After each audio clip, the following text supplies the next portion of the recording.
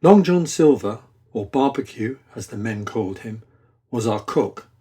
Aboard ship he managed to keep perfect balance while cooking or crossing the deck in the heaviest of weather. He could move with his crutch as quickly as another man could walk. All the crew respected and obeyed him. "He's no common man, Barbeque," said one to me. "He had good schooling in his young days and can speak like a book when so minded. And he's brave.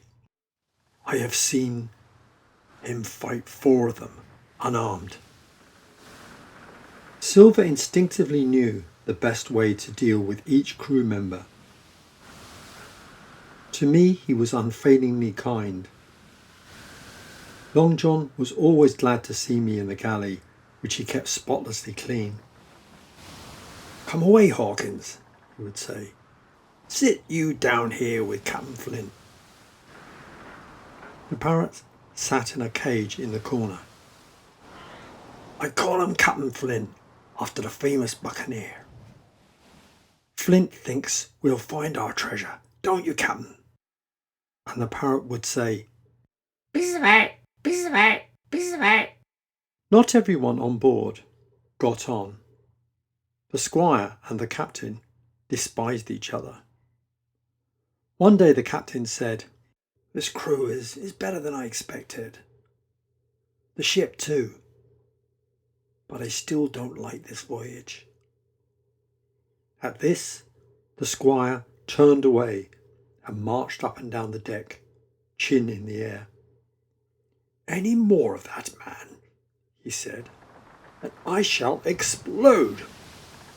We had some heavy weather, which the Hispaniola handled well.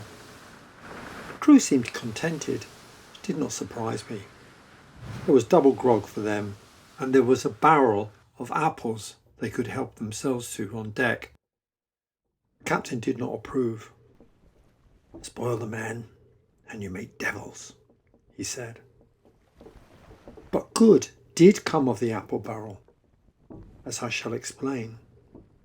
One evening, just after sundown, I went onto the deck to get an apple. The only other man there was at the far end. He was looking out for the island while whistling away gently to himself. The only other sound was the swish of the sea around the sides of the ship. There were almost no apples left, so I climbed into the barrel to search at the bottom. Once inside, I was so tired that I sat down there in the dark. It was very restful, with the sound of waters and the rocking movement of the ship. I think I was drifting off to sleep when a heavy man sat down close by. The barrel shook as he leaned his shoulders against it. Before I could jump up, the man began to speak.